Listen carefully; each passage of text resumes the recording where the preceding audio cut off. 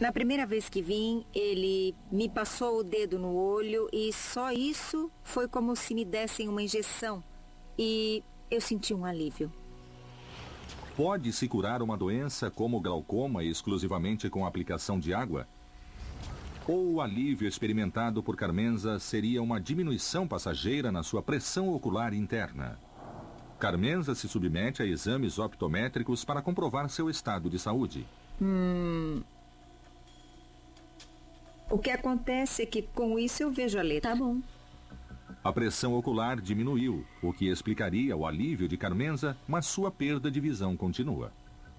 Há pacientes que não voltam à consulta porque acreditam que estão muito bem e que só porque checaram a pressão do olho e ela estava bem, eles estão bem dos olhos.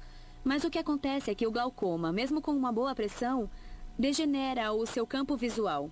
Se um paciente é diagnosticado com glaucoma e não o trata, ele pode perder a visão, pode ficar completamente cego.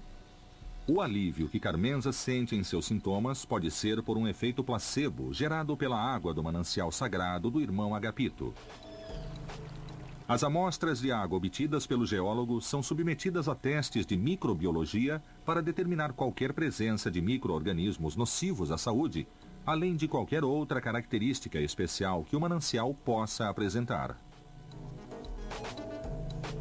Podemos determinar que a água que chegou para nós não tem micro-organismos e por isso não causa nenhum dano. Pode ser bebida e ser consumida sem nenhum problema.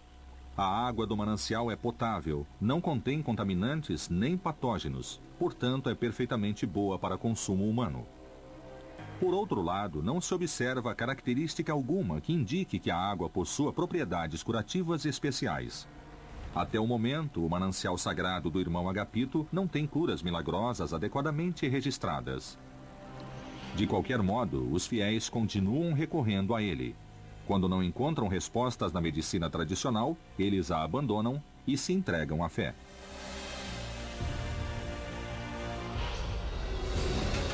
Elizabeth estigmatizada.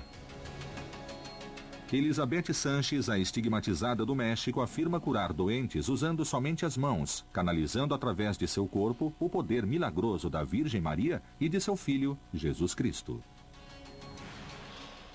Uma das curas aparentemente milagrosas realizadas por Elizabeth é a do menino Lúcio Emiliano, que com apenas 2 anos de idade, começou a exibir uma série de sintomas graves que levaram seus pais a interná-lo com urgência num hospital. Tiraram o sangue dele e começaram a furá-lo de todos os lados. Ele teve que enfrentar muitos médicos e enfermeiras desde muito pequeno. Fizeram uma punção lombar e só me perguntaram: você é a mãe do Emiliano? E eu disse sim. E aí me disseram: já sabemos o que seu filho tem. Ele tem leucemia. E eu disse: a doença está muito avançada? E aí me disseram: não, senhora, aqui não se trata de saber se está avançada. Ele tem câncer e ponto final. Então o meu mundo caiu porque normalmente sabemos que o câncer é sinônimo de morte. Emiliano, com sua pouca idade, começou os difíceis tratamentos para combater o câncer. Tinha dias em que faziam quimioterapia até 3 vezes por dia. Ele tinha todas as veias arrebentadas. Já não tinha mais lugar onde furarem. E eu dizia para o seu bem. E ele me dizia: não, você deixa eles me machucarem. Saindo da radioterapia, a gente não tinha trégua para fazer nada por ele. Foi aí que eu soube da senhora Elizabeth. As pessoas vivem a incerteza. Vivem sempre no medo do que possa acontecer. E quando têm uma preocupação ou entram em uma crise que não podem resolver, pedem a intervenção de algo mais. Um milagre muda a relação. Passa você da angústia à segurança. O desespero gerado por uma doença terminal leva as pessoas a se entregarem a soluções milagrosas e nelas entra em jogo a fé que o doente tem no administrador do suposto milagre. Ao mesmo tempo, a fé depositada pelos doentes nos poderes do curandeiro poderiam ativar processos cerebrais positivos que ajudariam a reverter seu problema de saúde. Bruxa dos paramilitares. Sofia del Guercio, a bruxa mais famosa da Colômbia, dedica sua prática esotérica à realização de feitiços protetores e à cura. Existem pessoas capazes de se comunicarem com os espíritos? Ou a visão de um plano sobrenatural seria o sinal de uma desordem de conduta ou uma patologia mental? Qual é a verdadeira origem das visões de Sofia? As pessoas que buscam viver uma alteração de personalidade, seja através de substâncias ou através de um ritual, jamais o fazem sozinhas. É para fazerem parte de um grupo, para identificarem-se com ele. E, naquele momento, esse personagem atrai toda a atenção do grupo. Trabalho para o bem, para a limpeza, para as coisas positivas, para ajudar. Além de seus feitiços protetores, Sofia é muito procurada por doentes terminais ou desenganados por causa de seus supostos poderes de cura. Uma de suas pacientes é Marta Lúcia Rodeno Acosta. Marta Lúcia, durante muito tempo, tentou de todos os modos engravidar, mas parecia impossível.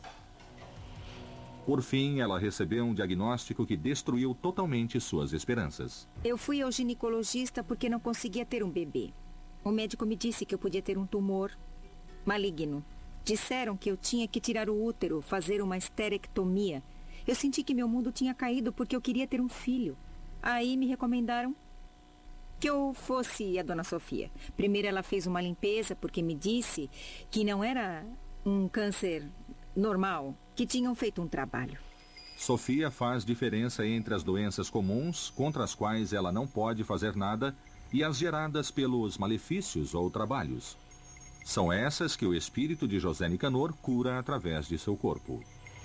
Tudo é possível desde que sejam doenças adquiridas por coisas obscuras, maléficas, ou seja, por trabalhos. Porque se a doença se desenvolveu normalmente pelo organismo, não há nada a fazer. Na consulta médica seguinte, Marta recebeu a notícia de que seu câncer tinha desaparecido sem nenhuma explicação lógica. Eu só fiz o tratamento com a Dona Sofia. Não fiz nada mais depois disso. Hoje eu tenho o meu filho, de 12 anos, o Luiz Henrique. Saudável, bonito, graças a Dona Sofia e a Deus. É incrível. Mas, através da minha matéria, José Nicanor fez grandes obras. O câncer continua sendo uma das doenças mais enigmáticas para as ciências médicas. Há estudos que relacionam sua aparição com questões psicossomáticas e anímicas. Sendo assim, é possível que um tratamento baseado na fé tenha melhores resultados que a radiação ou a quimioterapia? Marta encontrou em seu tratamento com Sofia os resultados que a medicina não pôde lhe oferecer. Onde seriam as propagandas, inserimos mais informações para você. O filme Ghost, naquela passagem daquela médium, o espírito realmente parecia que tomava o corpo da criatura. No entanto, a comunicação mediúnica, ela é um processo telepático, é mente a mente do espírito comunicante com a mente do médium, porque nossa mente ela é uma estação receptora e transmissora. Nós tanto emitimos pensamentos quanto captamos pensamentos. É que nós não temos noção disso. Na nossa civilização ocidental, nós não privilegiamos a disciplina mental, o conhecimento da mente, todas as potencialidades que o ser humano tem e, portanto, nós não temos uma noção precisa de como realizar isso. Mas é um processo natural, é um processo telepático e o espírito emite o seu pensamento, a mensagem que ele quer transmitir. O médium, por sua vez, já está em estado de transe, ele está num estado alterado de consciência, sem ser patológico, evidentemente, é um estado rígido, saudável. Quando termina o transe, ele está bem, normalmente. Então, nesse caso, ele vai captar o pensamento do espírito e transmitir, seja pela psicofonia, que é a mensagem verbal, seja pela psicografia, por exemplo, que é aquela pela escrita. Então é isso, né? Se nós pudéssemos criar uma imagem para observar como se dá a comunicação, nós poderíamos talvez falar o seguinte: ocorre de perispírito a perispírito, né? Mente a mente, envolta no perispírito, tá certo? Se deixássemos cair num lago plácido e sereno, uma pedra, ela vai fazer várias circunferências. Essas várias circunferências é o espírito expandido, o perispírito do médium em expansão, porque ele está num estado de concentração, de introspecção, tá certo? E uma outra pedra ao lado seria o perispírito do espírito, que naturalmente já está expandido. À medida em que essas duas circunferências fossem se encontrando naquele plano, haveria a identificação da comunicação. Algumas pessoas vão sentir a comunicação através de dor, através de angústia, através de alguma sensibilidade que o espírito esteja atravessando. E aí você percebe, tá certo? Naquele filme Minha Vida em Outra Vida, sim, tá certo? Que muitas pessoas assistiram e que fez muito sucesso. Ela sempre que estava num estado de alheiamento, ela estava alheia ao ambiente, ela entrava em sintonia com as emanações, as vibrações do seu passado. Não era assim? É assim mesmo. Pois é, todo estado de alheiamento pressupõe que você está no estado alterado de consciência, como a Sueli bem afirmou, sem ser patológico. Entendeu? Um estado saudável. E hoje com dois convidados aqui muito queridos, a Sueli Caldas Schubert e o nosso querido José Maria. E o tema, mediunidade. E como havíamos já perguntado, deixamos no ar a pergunta, muitas mães, elas ficam muito preocupadas ou então elas desconhecem a questão da mediunidade e às vezes um filho pequeno apresenta essa mediunidade mais ostensiva. O que vocês têm a falar a esses pais? Realmente, a incidência da mediunidade em crianças e adolescentes tem aumentado bastante.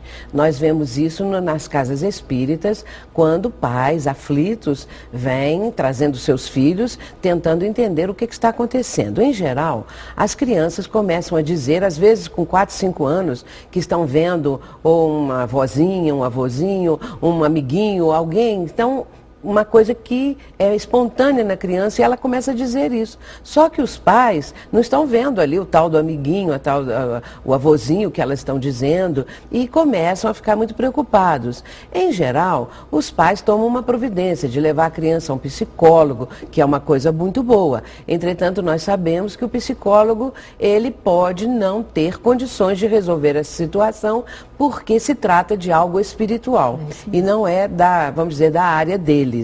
Quando a criança é levada ao centro espírita, a coisa fica muito mais fácil, porque é exatamente na casa espírita que os pais vão ter a orientação, a explicação a respeito disso.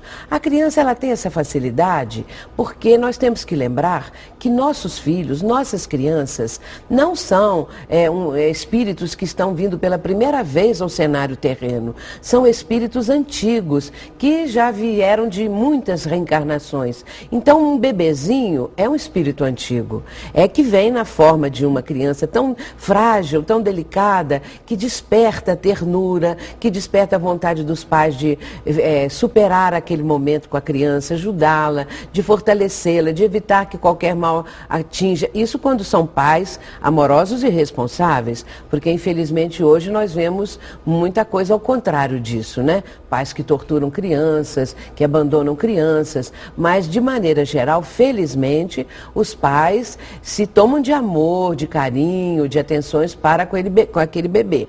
E a partir daí a criança está vendo espíritos. Existem muitos casos que relatam isso. Chico Xavier, com 4 anos, conversava com a mãe dele desencarnada. Sim. Divaldo Franco, a mesma coisa acontecia com ele. Ele tinha um amigo que estava sempre junto dele, que era um índiozinho que o acompanhava. Só que ele notou que à medida que ele crescia, o índiozinho também crescia.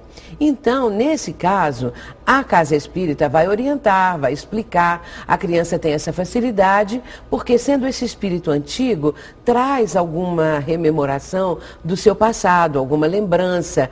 E a fase infantil ainda propicia que o espírito da criança tenha